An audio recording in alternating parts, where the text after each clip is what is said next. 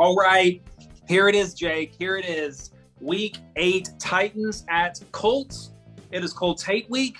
It is our biggest divisional foe in a game that will cement the AFC South to the Titans. However, if the Colts win, they're going to be there. They are right there, right behind us, one game back from the division lead. So, a season-saving game for them, and then us to really put our foot down on this division for us. So big game for both teams, Jake.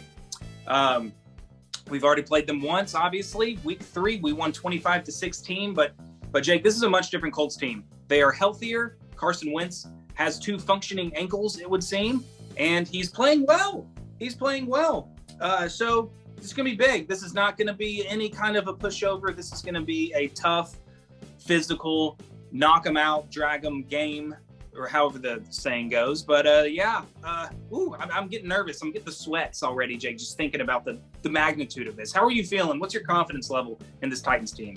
I'm feeling great. My confidence level has varied throughout the week. You're hearing a lot of Colts chatter about exactly what you said. Different team, won 3 out of the last 4.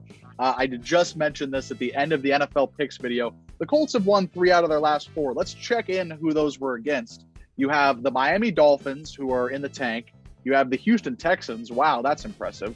And the San Francisco 49ers, who are on a slide, and they were sliding around on Sunday night because they beat them in a monsoon where Carson Wentz is throwing up pass interference prayers, and that's how they're driving down the field. So I'm not really buying the improved Colts team. I mean, yes, they're healthier. Yes, Jonathan Taylor's running the ball like a madman. He's the second leading rusher in the NFL. So you got a number 1 rusher versus the number 2 rusher battle going on in this game to add even a little more cadence to it. But I'm feeling good about this Titans team because the Titans are also much improved from week 3, Justin. I think the Titans have gotten hot. They found kind of their stride on offense.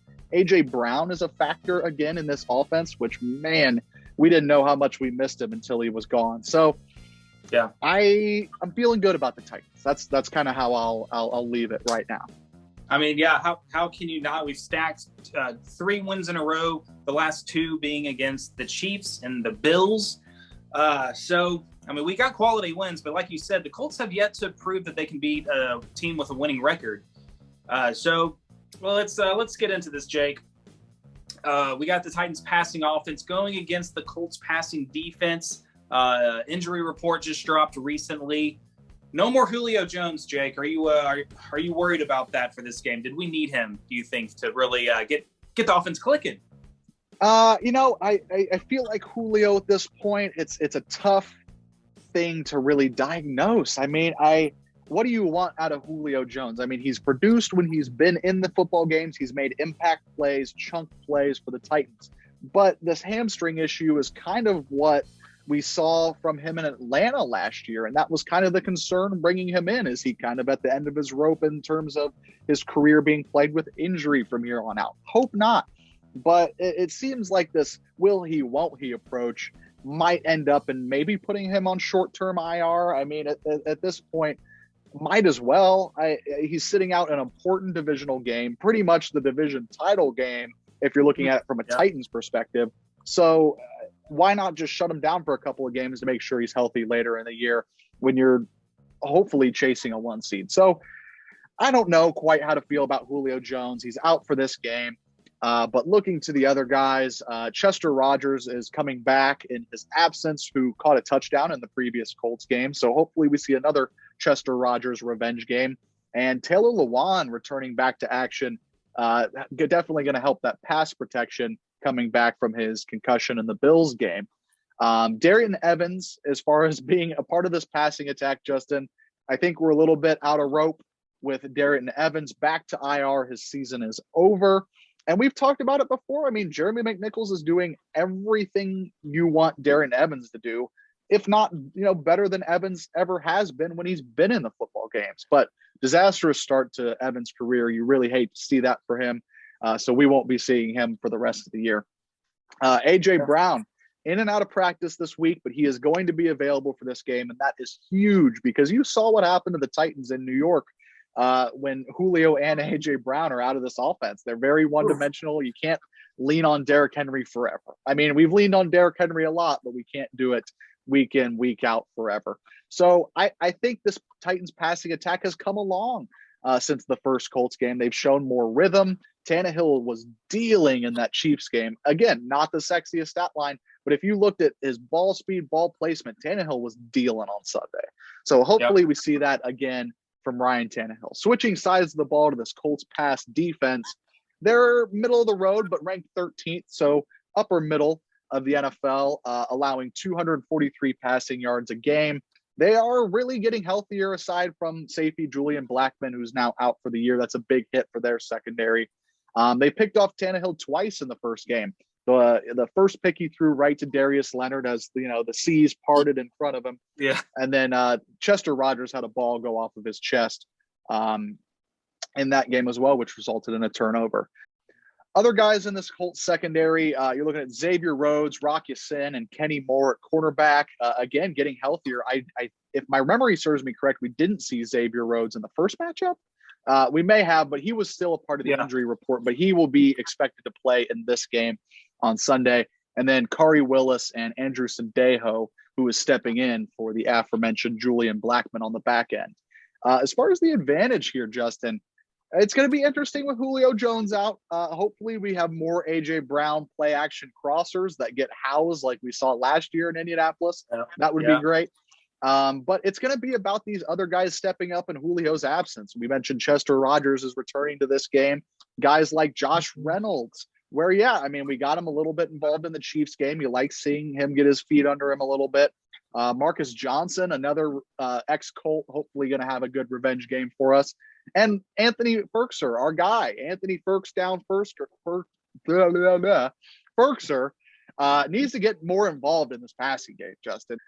When Anthony Ferkser has gotten involved here, it's been little dink and dunks. Let's maybe take one of those shots down the middle of the field like we used to see from him, 10, 15-yard post, get him wide open in the middle of the field. We'll see if the Titans can get him more involved. I would maybe call this a push, Justin. I don't know. What are you thinking about it?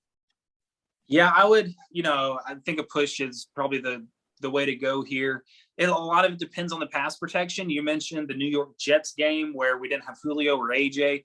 And a lot of the struggles came from the Jets were harassing Tannehill in the backfield. They had him for how many sacks? 4 or 5 sacks in that game. The offensive line has been much better the past 2 games. We're going to need to do that again against the likes of, their young pass rushers and DeForest Buckner in the middle.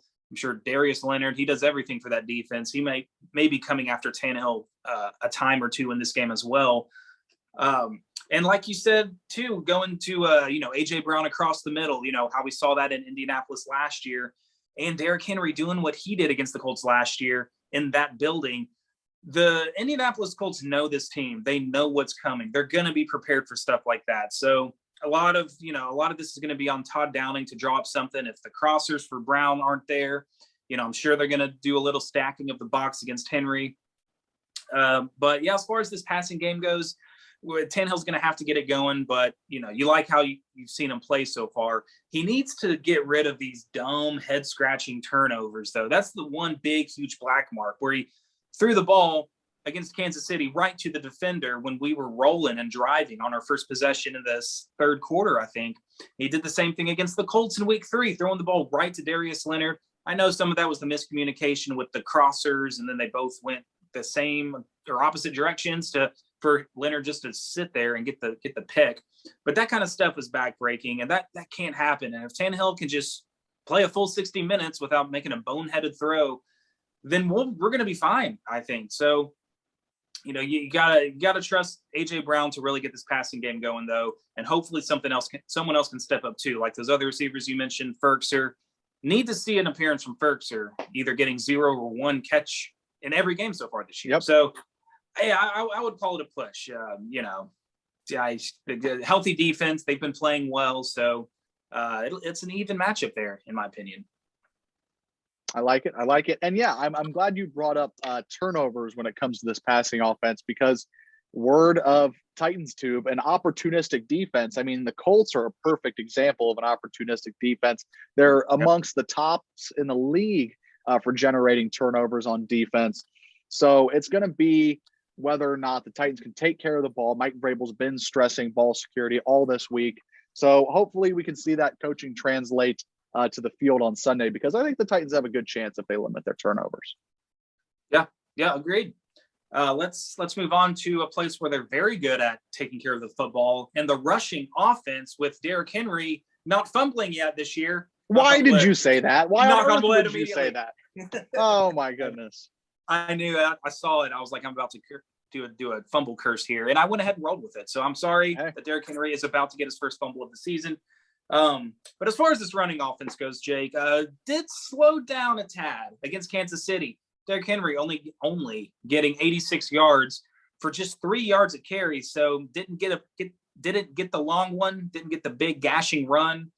It was just a consistent pound you for 2, 3, sometimes 4 yards, and then sometimes for a couple yard loss when someone would miss their blocks, or they stacked the box so heavily that the Titans didn't even give a crap to adjust the blocking scheme. Anyway, but so yeah, and Henry kind of had a rough going, sort of, against the Colts in the first game with only 113 yards on. I keep saying just. Where really it's the just yards per carry average on only 4 yard to carry average. It's pretty low for Derrick Henry. So the Colts contained him decently well in that first matchup. So we'll see. We'll see what the strategy is here for both the Colts defense and the Titans rushing attack. If they're going to continue to stack the box, I don't think they need to stack the box as much as Kansas City did. I think this defense as a whole is much better than Kansas City's. They can afford to drop a couple linebackers still, have them, play back in case there is some play action that we throw at them. Because, obviously DeForest Buckner, one of the best defensive linemen in the league, is just a beast. And Darius Leonard is great in all things linebacking. So it's just going to come down to who's the more physical team, who is the tougher team, who can control this line of scrimmage, not just for the rushing attack and the offense, but on the defensive side of the ball, who's going to control the line of scrimmage with that great Colts offensive line. This is a tough game. It's going to be bloody and bruising, and whoever asserts their will, Jake, is going to see the most success. Speaking of the Colts front seven, I mean, they're healthy, all hands on deck for this critical game. It's going to be a challenge against this front seven, but as from what we've seen from Derrick Henry, the Colts, I love this stat. Since their defensive coordinator has been there, he's given up a 100-yard rushing game, a 100-yard rushing game 4 times. All 4 have been to Derrick Henry. So Derrick Henry is kind of his Achilles heel. So I wonder, would you take the over or under on Derrick Henry getting 100 rushing yards in this game, Jake? Over. Slam the over, because you just said it. I mean, it's about who's going to impose their will at the line of scrimmage, who's going to impose their will in this football game. And Derrick Henry is just about as good of a will imposer there is in the NFL. I mean, you saw him truck Darius Leonard in the first game. I know you might say Darius Leonard was moving backwards or anything, but he sent an all-pro linebacker flying. I don't care what direction he's going in. Derrick Henry can assert his will better than anybody in the NFL. And so I am banking on the King showing up on Sunday. I kind of feel it. I feel it swelling. He's probably not happy. He was held to only 86 yards against the Chiefs. So hopefully we get a bounce back from the King. And I don't know how you don't give the Titans a rushing offense advantage every single week. Yeah. At this point, until he is to be stopped, I mean, for 86 yards isn't really stopping him. I'm sorry. I know it's 29 carries, but until he can be shut down fully, we got to give the advantage to the King. I mean, that would just be silly not to. But, I mean, it's still going to be a challenge against this Colts rush defense. Let's move on, Jake. What do you see in our passing defense versus the Colts passing offense? The defense, once again, it's going to have to get it done for at least one more week without our guy, Christian Fulton, still on IR. Yeah, you said it. Christian Fulton hopefully gets activated next week for the Los Angeles Rams Sunday Night Football game. But fortunately, that's looking ahead a little bit. We have a huge AFC South matchup this week against the Colts, if you hadn't heard. So Jack Rabbit Jenkins, Breon Borders, Elijah Molden, Chris Jackson, and Greg Maben, the stellar secondary you saw on Sunday, Justin, shutting down Patrick Mahomes and the machine of the Kansas City Chiefs all day long, holding them to 3 points. Who had that, in terms of an outcome against the Chiefs game? So maybe this is their formula of guys. I kid, obviously, you want Christian Fulton back in this lineup, but shout out to Greg Maben playing 100% of the snaps on Sunday. I think it was 72 snaps was the number that kept going. So a gritty performance from Greg Maben and the rest of the guys. Chris Jackson is looking to be back from injury in this game as well. So let's do it again. Let's run it back. I feel like the Chiefs are a more high-powered offense than the Colts are, even when healthy. So hopefully this group can get it done in the secondary again as far as passing defense goes. The Colts passing offense comes in at 22nd in the NFL, 229 yards a game. Wentz, since week 3 against the Titans, he's had 2 touchdowns, 0 picks in each of his last 4 games. So that's good, efficient football from Carson Wentz. And he's healthy. He's taking care of the ball, minus the memeable talk about throwing a ball right to a linebacker on Sunday night. He just might as well have handed it to him, that San Francisco linebacker. So hopefully Carson Wentz can go back to his more Carson Wentz ways on Sunday. But he's been playing decent. I got to give him his flowers and say, you've kind of turned it around since the beginning of the year, playing on 2 sprained ankles. I mean, anybody coming back from 2 sprained ankles is going to play a little bit better. Wentz will likely get T.Y. Hilton, famous Titan killer, Justin, back from injury this week. We'll see. T.Y. Hilton, in his older age, has laid off the Titan killing the past couple of seasons, but we'll see. We'll see if he can return to form. I'm not a big fan of T.Y. Hilton coming back, frankly. To go along with blossoming playmaker Michael Pittman Jr. has come along as a nice receiving threat for the Colts as well. Mo Alley Cox is going to be their main tight end receiving threat. He's got 4 touchdown receptions in the last 4 games. He's found himself kind of a hot streak there. And another Titan killer, we have to bring him up, former Titan, Jack Doyle, always a threat to take, a little dump down pass 40 yards, or they're going to be on the goal line, huge 4th and goal, and Jack Doyle is going to be wide open in the corner. We've seen the movie a million times. So as far as an advantage goes here, after last week, I'm going to call it a push, Justin. I'm maybe giving the secondary a little bit too much credit, but when you hold Patrick Mahomes to the worst game of his career and 3 points when they have Tyreek Hill, they have Kelsey, they have I don't know if they meet for Hartman. But anyways, Patrick Mahomes healthy, and he's got his 2 main receiving threats healthy. Holding them to 3 points is a serious win.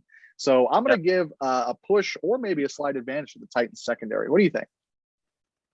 I do agree with that. It's going to come down to, can this pass rush beat this stud Colts offensive line? A big injury that a guy who did not play in the first matchup was Braden Smith, who's a really quality right tackle for him. I think he got a big, hefty extension on his contract recently. And he's been questionable kind of throughout the season. So I think he should be good to go for this game. But if he's out, all the more for Harold Landry to try to feast on Carson Wentz. And I do like how the secondary is playing, obviously, with the last week, the success that we had. So it'll be interesting. I think the Chiefs, at the quarterback position and at the receiver position, especially if T.Y. Hilton can't go, are more talented than this Colts offense. I think it's just more to do with the offensive line that is allowing, Carson Wentz more opportunities maybe. I think this pass rush needs to get him on his feet, moving, throwing on the run, forcing throws, taking risks, doing dumb Carson Wentz things, making him make mistakes. So if he can just sit back there in the pocket, that's not going to be good for this defense. But as far as, personnel matchup, who they have and what we're bringing against theirs, I would call it a push. This is a very even matchup, it seems like, across the board with these 2 teams. I would give it another push. And I think we may be trending that way in this last category with the Titans rush defense going up against a Colts rush offense. This is a different kind of offensive identity, Jake. As far as the past 2 opponents go, the Buffalo Bills, that offense ran through Josh Allen. Patrick Mahomes, Kansas City, that offense obviously runs through Patrick Mahomes. This Colts offense doesn't run through their quarterback as much, Jake. Jonathan Taylor is really, I'll use your word, blossoming here in his second season. Second in the NFL in rushing, behind, of course, Derrick Henry. But he's been playing extremely well. He's a big play man, just waiting to happen. He's got a big play in each of his last 4 games, I think. in the 5th game ago was against the Titans, in which he ran really well. And then the Colts went away from the running game for no particular reason. He had 10 carries for 64 yards against this Titans defense in that first matchup. But he's been killing it. He's averaging 5.5 yards per carry on the season. So it's going to come down to this, Jake. It's going to come down to, can the Titans stop Jonathan Taylor? And, it's the rankings of 9s here. Titans come in with a 9th ranked rushing defense. Very good. How about them? Yeah, but of course it was against the Chiefs with no Clyde Edwards-Helaire. I think they had like 10 rush attempts total in that game. And then Devin Singletary and the Bills did not get going at all really against the Titans. So this is shaping up to be an expectedly good rush defense with the guys that we brought in, but Dupree, Danico Autry, Jeff Simmons, of course, still there. And then the Colts rushing offense, alternatively, is 9th in rushing yards per game at 127 yards per game. And that's really all Taylor. We came into this season thinking this was going to be a running back by committee with Taylor and Nyheim Hines and Marlon Mack, who's been dealing with injury. But Jonathan Taylor's kind of just taken over this backfield. He's become the bell cow. He can catch the ball out of the backfield.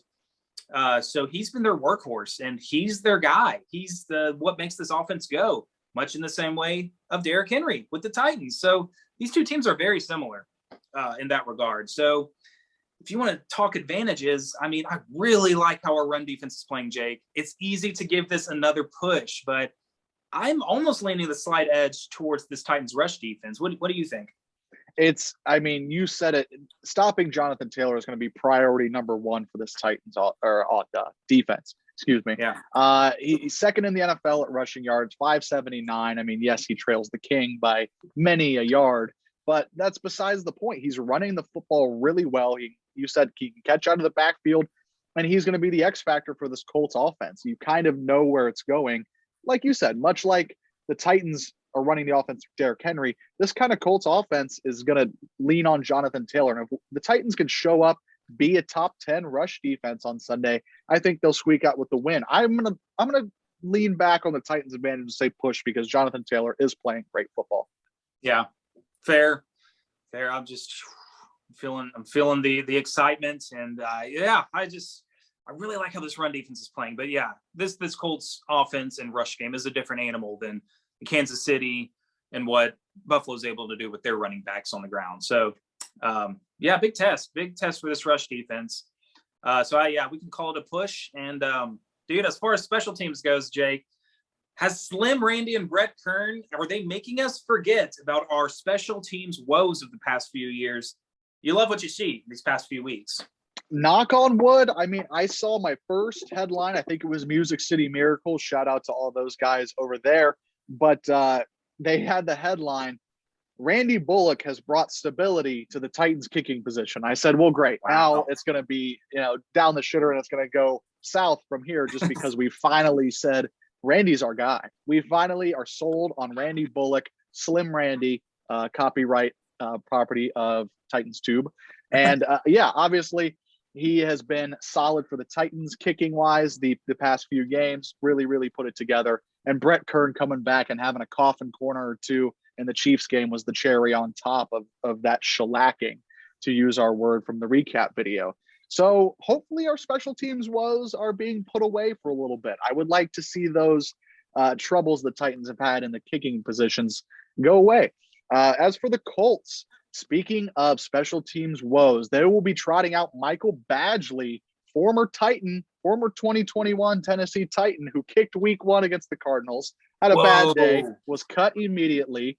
They are trotting out Michael Badgley and then Rigoberto Sanchez as their punter, longtime punter. So do the Titans have the special teams advantage for the first time this season, Justin? We haven't given them one all year long.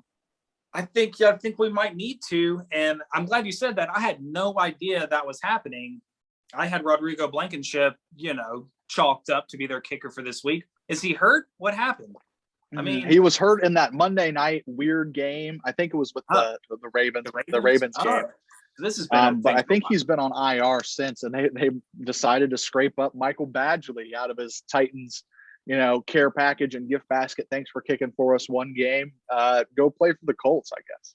Dude, if he goes like 5 for 5 on 50-yard field goals, including the game winner, I will destroy my television, and I will take a break from Titans Tube for a week because I don't think my heart could take something like that. Michael Badgley. Oh. Just the name alone conjures up some feelings. So, do you think the Titans get the special teams advantage with Slim Randy turning it around? Yeah, it's because of Badgley. I'm so mad at him. Okay, yeah, we're getting that. Well, give me Randy Bullock all day over Badgley.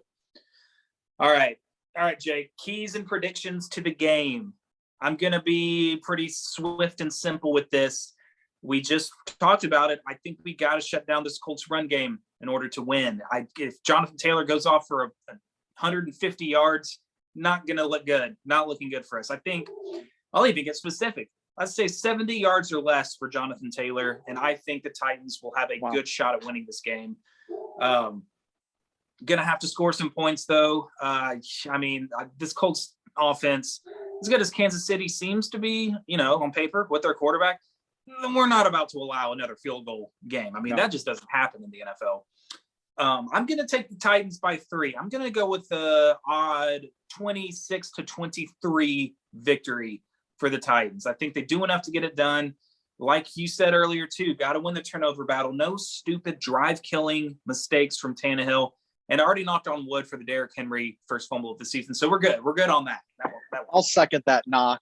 I think my key to the game is going to be that simple turnover battle differential here. Because if you look back at the first meeting with the Colts, the Titans still won by 9 points, 25-16. The Titans in that game had 3 turnovers on the plus side of the field. You had the Tannehill interception, you had the Chester Rogers bounce up off his chest interception, and you had Nick Westbrook-Akina fumbling inside of the 10. So there's 3 touchdowns, hopefully convert them to touchdowns, that were wiped off the board by dumb mistakes, honestly. The Tannehill interception, dumb mistake. The Chester Rogers bounce up, dumb mistake. And Nick Westbrook, just a lowly roster guy, a little down further on the roster, getting the ball stripped from him. So if you clean that up, the Titans run away with their first meeting. They maybe put up 40 points in that game. So looking at it from that angle, if we can take away the bread and butter of this Indianapolis Colts defense, which is taking the ball away, this Titans offense has shown us that they've gotten in rhythm. They look great in the Buffalo game. They look great in Jacksonville, if you want to count that. But, and then they look great against Kansas City, if you want to count that, because their defense is so bad. But we are seeing rhythm. We're seeing Tannehill dealing, throwing with confidence. We're seeing Derrick Henry lead this team. Even when he has 86 yards, he can contribute in a jump pass category. We're seeing Todd Downing come into his own as an offensive coordinator, and it's crucially important that when we do get on the plus side of the field and we are moving the football, that it doesn't end in a turnover. It's got to end in points. Yeah. 100%. 100%. Absolutely no red zone turnovers. I can't believe we still won by 9 points and had 3 turnovers, like you said, on the plus side of the field. Yeah. And I think a lot of that has to do with a hobbled Wentz, who looked awful. He was clearly injured, but he was also not throwing the ball well. This is not going to be the same Carson Wentz, too. So we cannot afford to have those kind of mistakes. I would be surprised if we held the Colts to 16 points again this week. I think they're going to be getting more than that.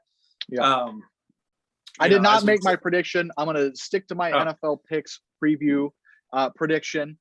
Titans by 7. I'm going to say 34-27.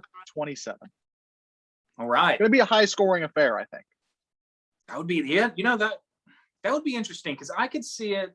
I picked 26-23, but this could be just one of those old school. We're just going to run for 3 yards 3 straight times and punt it, and it's going to be 6-3 at halftime, and it's going to be a bloody game in the mud, in the dome, on the turf, whatever that Colt Stadium uses now. They don't play them like they used to.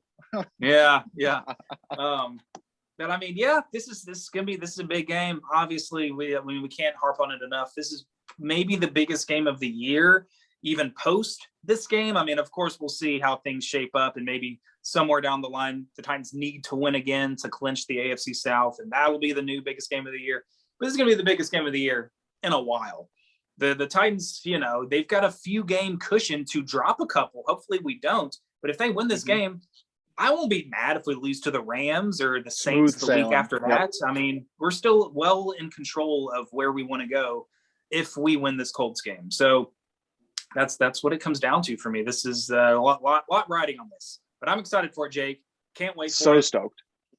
Absolutely. I am going to be at the game. Just a quick Titans Tube fun fact note. The first time I ever met you, Justin, and met Caleb in person was at Lucas Oil Stadium. I believe it was 2017. Titans won that game 20-16, I think. But great time, great little fun fact there. So I'm going to be at the game. If you see the boy, shout out to me. Say hi. I'm not going to be soliciting any photographs or autographs or anything like that, but say hi to me if you're a fan of the program. And don't try to see me walk. Don't even try to initiate conversation. Just say hi and move along. We don't have time to have conversations with all you people.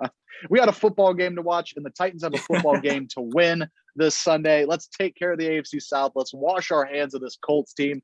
Colts curse be gone. Andrew Luck, the bad man, is gone, and now we have Carson Wentz, who will hopefully gift us a couple of apple turnovers in the spirit of Halloween. So let's go Titans, tighten up, and hopefully everybody has a great football weekend.